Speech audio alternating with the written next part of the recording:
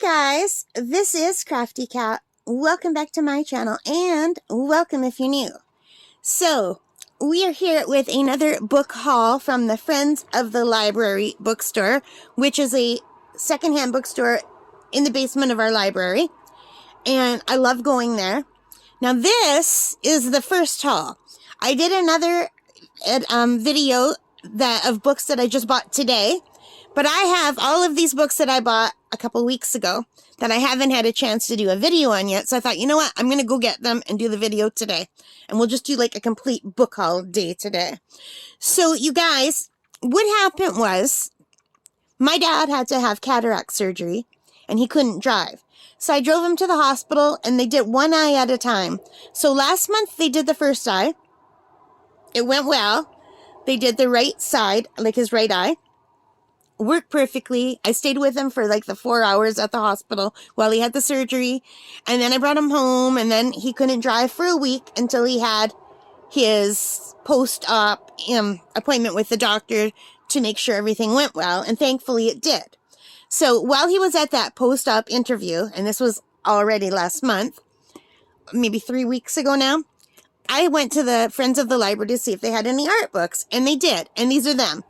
And I did not have a chance to do a video about them yet, unfortunately, but I've been looking at them. And then last week, he had his left eye done, so I brought him back to the hospital, and I waited for him to have his surgery. It went well. And then today was his follow-up appointment for that one, and I got a different set of books. Here, let me show you. Whoa! So, this was from his first... So this was from his first post-op appointment, and this was from today, his second post-op appointment. Now, I'm happy to say that my dad's eyesight is great. He's doing well. He just has to have one more post-op appointment in May, but he was able to drive. So he got his okay to drive today, so I no longer have to take him. His doctor's office is right down the street from the main library on the waterfront. So both times I stayed with him at the hospital while he was having surgery. But for his follow-up appointment, I just dropped him off, went to the library, and then picked him up because he didn't need me for that. It was just like a follow-up for the doctor to check his eyes and say, all right, you're doing great. Come back, whenever. So anyway, I already did a video showing all of these beautiful books that I bought today, and I'm so excited. So I hope you saw that one. And I was so excited that I was just going to do this another day and get right into reading those first books. But then I thought, you know what? I got to go find my bag of books that I bought a couple of weeks ago. And while I think of it, because it's already been 3 weeks that I've been wanting to do this video and I haven't because I was so busy with doing Easter stuff and drawing and just like the normal things. I had a bunch of things to unbox. So I thought if I keep putting this off, I'm going to have another bag of books to go through and I'll still won't have gotten through these ones. So this is just going to be a look what I bought. I'm so excited kind of thing. So these books were all $1 each. So this one is called The Impressionists and Their Art. Impressionism is something that I am very interested in. I love Monet. He's, I'd say, one of my favorite artists. I don't draw in that style. I try to do more realistic or cartoony. Or I don't have a style yet. I'm a newbie. But I do like that style. I think it's beautiful. And we're not going to do a flip through of this book today. We're just going through all the books I bought. So this is by Russell Ash. Isn't that beautiful? And it has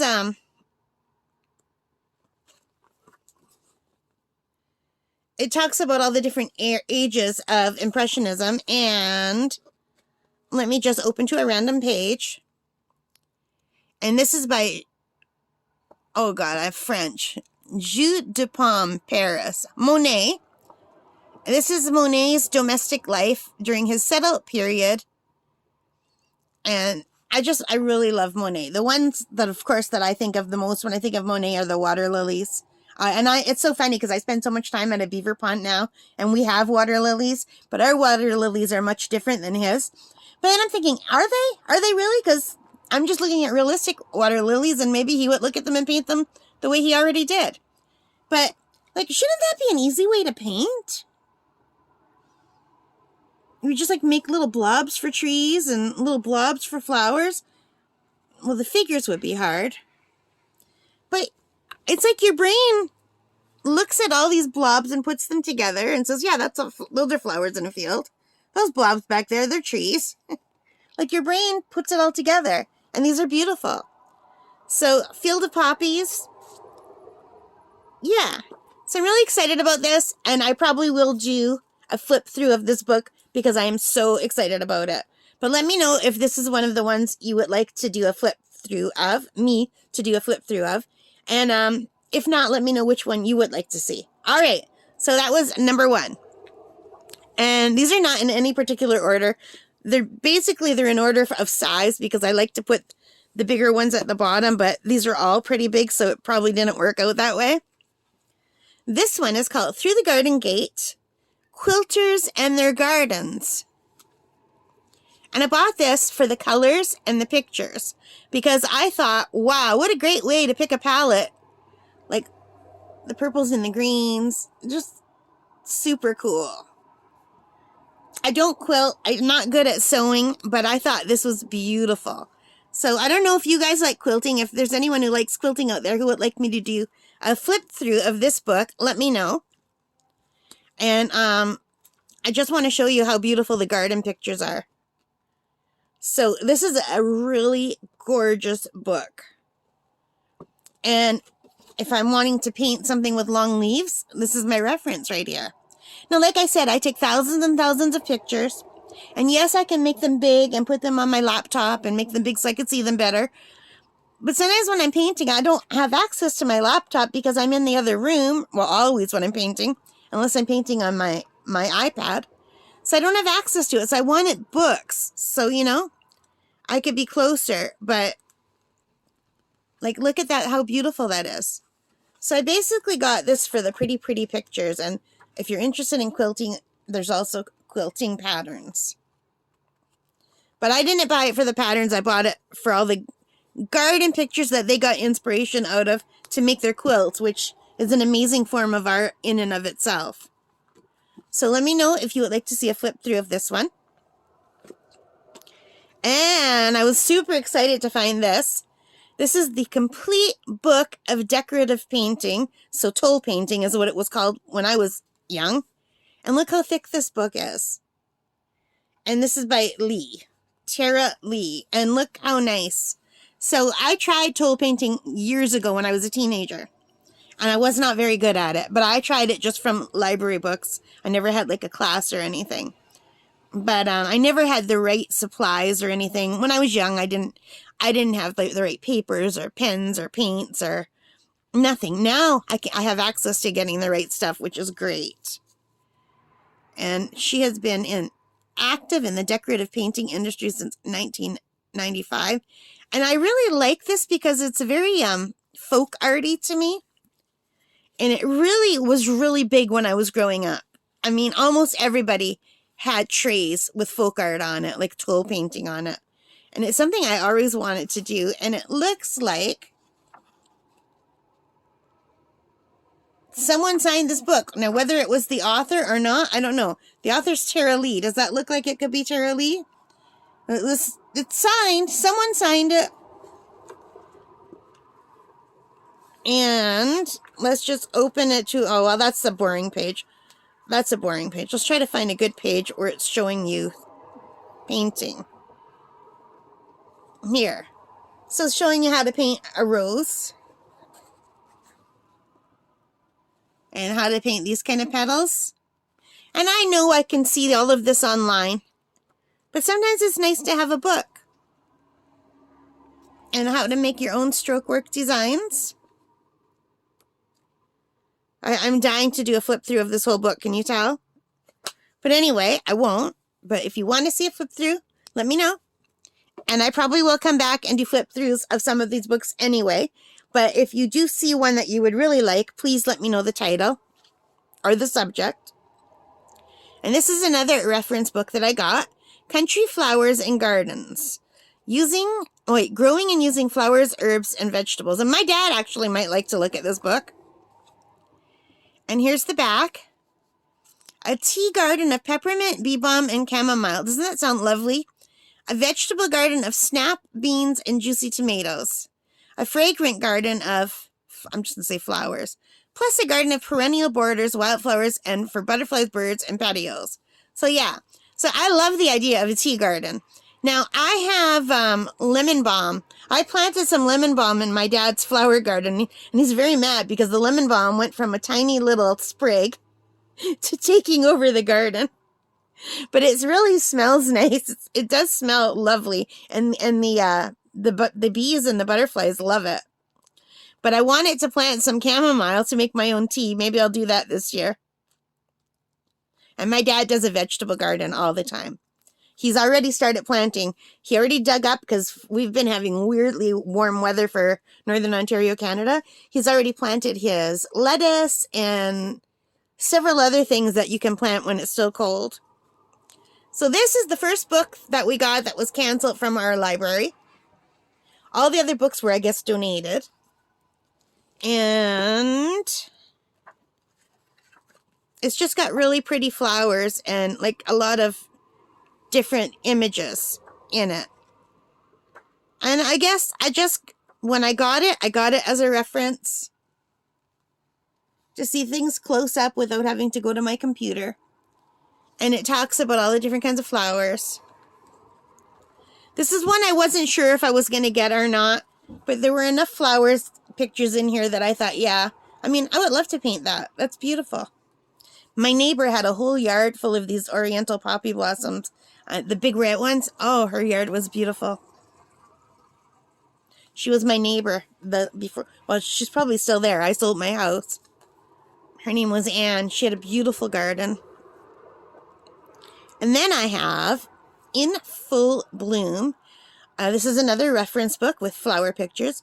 Fresh Flower Arrangement in 5 to 30 Minutes by Pamela Westland. And I got this also, like I said, as a reference book. It teaches flower arranging. I'm not interested in that. Mostly because I'm allergic to all this stuff. But look at these pictures. So these are great just to get a palette. Like, look how pretty these colors are. Pink, green, yellow, like a white. Perfect. Anyway, you guys, oh, hello, bird. I was just telling you how much I love this page and it would be perfect for color palettes. Then my stomach started growling, and then a bird started whistling through my window. How cute. But I cut that part out because I want you to hear my stomach growling. It was really loud. But look how beautiful the colors are. Like right there gives you a nice palette. So if you want to do a limited palette, you've got yellow, you've got this kind of purpley pink, and a deeper yellow, and a greens. Look how pretty they look together. So this book is absolutely gorgeous, and it's got also lots of pictures of floral arrangements. So, and there are arrangements, like weird arrangements, like I've never heard of putting flowers in an eggplant, but it looks good. And it's got real close-ups. So for $1, I thought I've got a lot of reference photos right here. And I do want to start doing, like, flower paintings, florals. And, of course, I love birds. So when I saw this, I had to get it. This is Birds of the World, Seabirds by John P.S. Mackenzie. And look how cute those birds are. I think those are puffins. I've never seen them before in real life, just in books and on YouTube and movies. But anyway, I just thought this would be nice. It has 115 full-color photographs of seabirds. And I love seabirds, and I like landscape painting. And oftentimes, my landscapes would look better if there was a bird. And this guy was the former chairman of the Nature Conservatory of Canada. So, and he's a past member of the Canadian Audubon Society. And I love birds, you guys. So I thought, I have to get this book. Only $1. So I'll just show you one page. So that's a red-necked or northern phalarope. And this is a Winston's phalarope. I have no idea what a phalarope is. Let's go to a better page. Seagulls. Okay, one more page. Ah! Look how cute. Okay, one more page. I love birds. It's so hard not to look through them. Grebes. So, and I have some lots of pictures of birds, like local birds. I have a million and pictures of chickadees. I have pictures of chickadees in my hand, eating out of my hand. I've got pictures of blue jays and robins and crows and ravens and grackles and pigeons and seagulls and anything that's in my area. If I can find it while I have my camera, I've got lots of pictures of it. But I don't have any pictures of these kind of birds.